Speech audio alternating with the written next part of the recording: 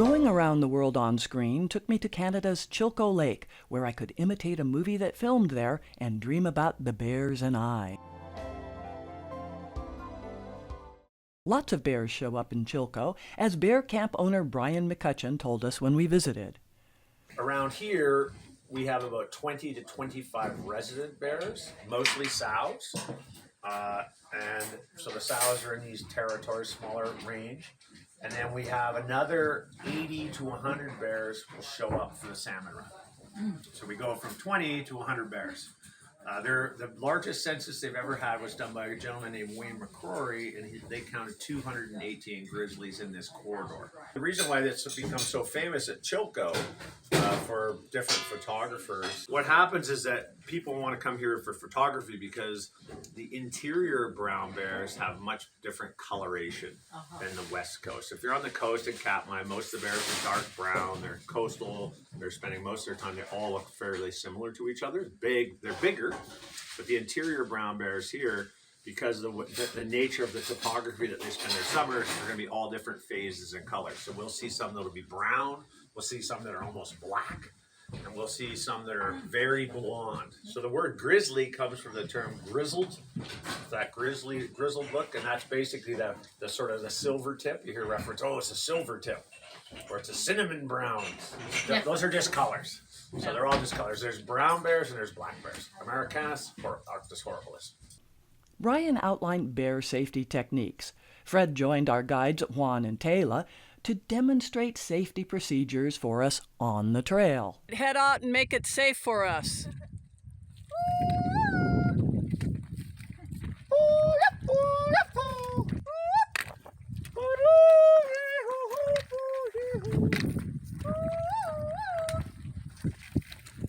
Hey, bear.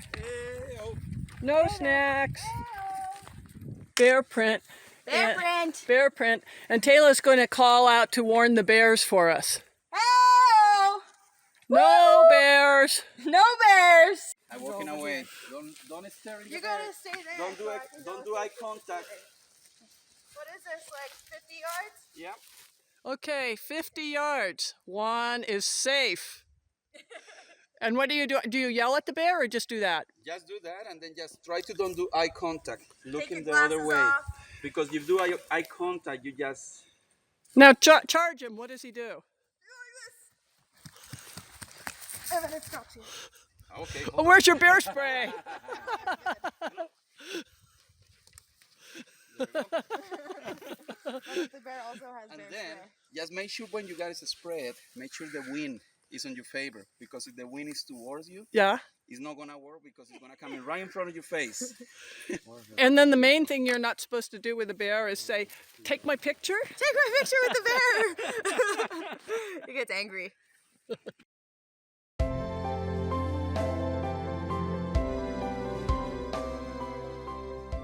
Here we are hiking up to what Alone called Grizzly Mountain. It actually has a different name. And we've seen a bear. Our bear scare tactics worked pretty well because we hardly saw any. Though emphasizing ursine visitors, the camp lives up to its name with lodging, safari-style tents. Kayaks, boats, fishing gear, horses, and hiking trails lie in easy reach, resulting in plenty of opportunities to fill our camera discs. Like just getting to Chilko Lake, a place so isolated, we took a seaplane. No one in our traveling group of Barbara, Chad, Fred, and me ever flew in one before, and we loved just watching the plane take off and land on water. Our own rides came on smooth, windless days where we flew low and quickly saw the change from cosmopolitan Vancouver airport area into a rugged and wild territory northeast of the city.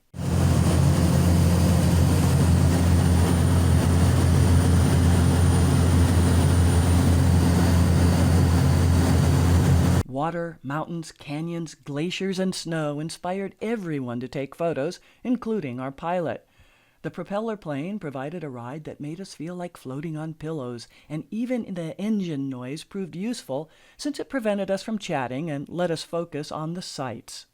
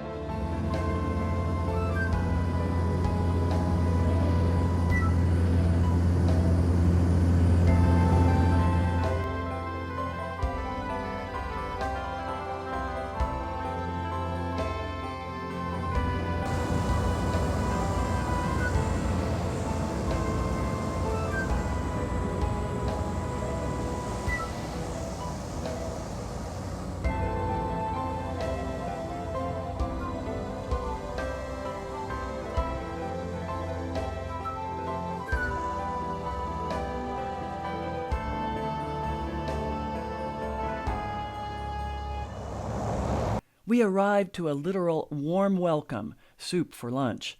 Unlike the contestants who starved nearby during filming of the television series Alone, we never went hungry. In fact, we said something to Chef Mandy that no one ever heard on that Alone show. Please, can we have just half a serving?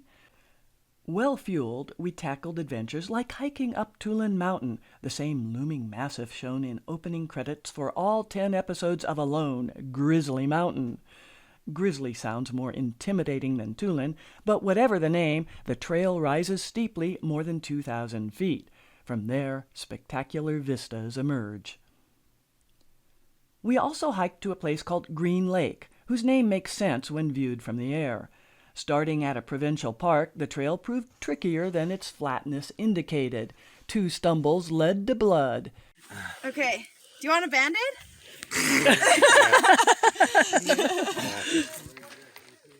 Yeah, so here it is, summertime, and there's white things coming down.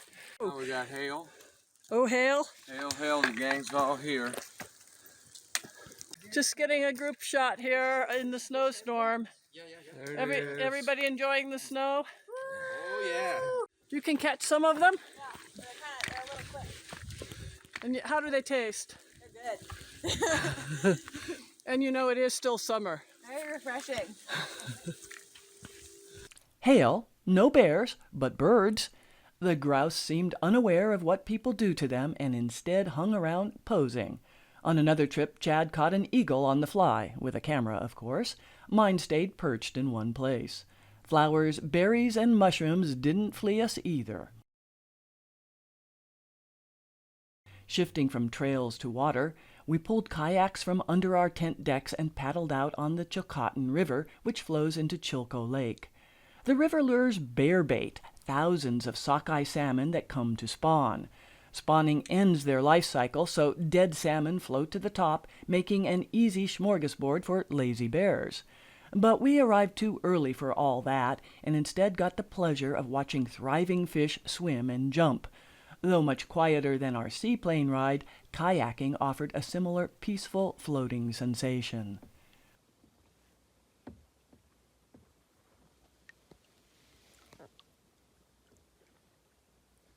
We could see them. They were just surfacing.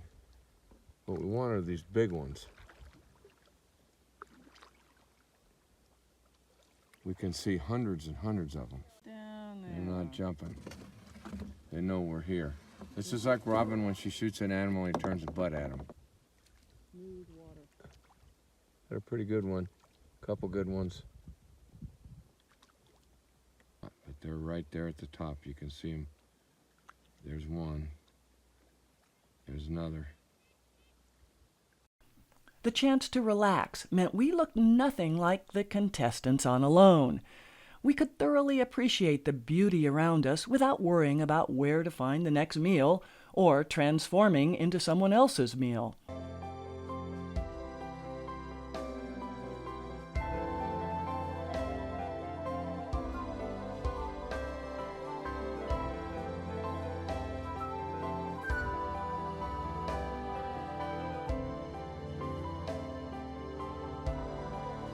The bears and I never really connected, though I caught a few glimpses from far away enough to feel secure and happy that no one regarded me as an appetizer.